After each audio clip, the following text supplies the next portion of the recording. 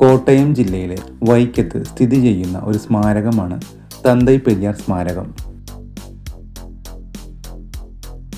വൈക്കം സത്യാഗ്രഹത്തിൻ്റെ ഓർമ്മയ്ക്കായി തമിഴ്നാട് സർക്കാർ നവീകരിച്ച ഈ സ്മാരകത്തിൽ പെരിയാറിൻ്റെ പ്രതിമ, മ്യൂസിയം, ആധുനിക ലൈബ്രറി എന്നിവ ഉൾപ്പെടുന്നു.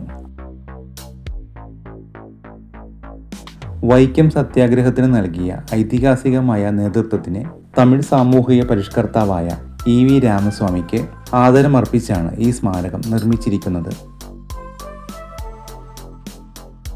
സ്വാതന്ത്ര്യ സമര സേനാനിയും ദ്രാവിഡ മുന്നേറ്റത്തിൻ്റെ പിതാവുമായ അദ്ദേഹത്തിൻ്റെ ചരിത്രവും ദ്രാവിഡ പ്രസ്ഥാനത്തിൻ്റെ നാൾവഴികളും ഇവിടെ സന്ദർശകർക്കായി ഒരുക്കിയിട്ടുണ്ട്. 1985 കേരള സർക്കാർ വൈക്കം വലിയ കവലയിൽ നൽകിയ 84 സെന്റ് സ്ഥലത്ത് തന്തൈ പെരിയാർ സ്മാരകം പണിയാൻ അന്നത്തെ തമിഴ്നാട് മുഖ്യമന്ത്രി MGR തീരുമാനിക്കുകയായിരുന്നു.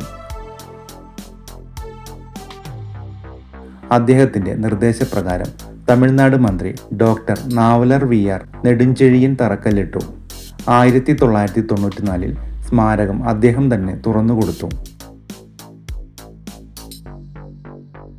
വൈക്കം സത്യാഗ്രഹ ശതാബ്ദി ആഘോഷത്തോടനുബന്ധിച്ച് 8.14 കോടി രൂപ മുതൽ മുടക്കി തമിഴ്നാട് സർക്കാർ സ്മാരകം നവീകരിച്ചു.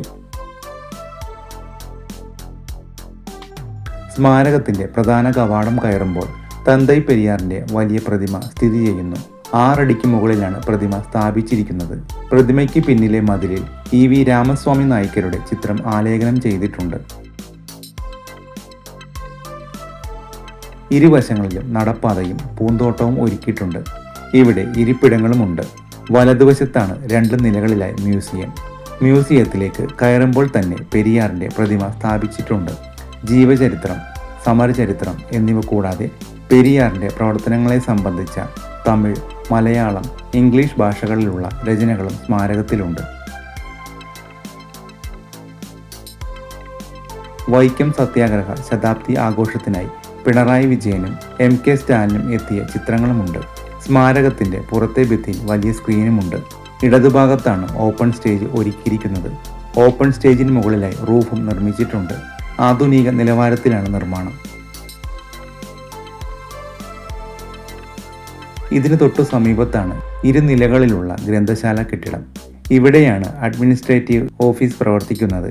കെട്ടിടത്തിൻ്റെ വലതുവശത്തായി കുട്ടികളുടെ പാർക്കും ശൗചാലയങ്ങളുമുണ്ട്. ഇതിഹാസ തുല്യമായ വൈക്കം സത്യാഗ്രഹത്തിൽ പെരിയാർ വഹിച്ച പങ്കിനെക്കുറിച്ചുള്ള കൂടുതൽ വിവരങ്ങൾ അറിയുവാനും അദ്ദേഹത്തിൻ്റെ ജീവിതരേഖ വായിക്കുവാനും താൽപ്പര്യപ്പെടുന്നവർക്ക് സന്ദർശിക്കാൻ പറ്റിയ ഒരു പ്രധാന ചരിത്ര കേന്ദ്രമാണിത്.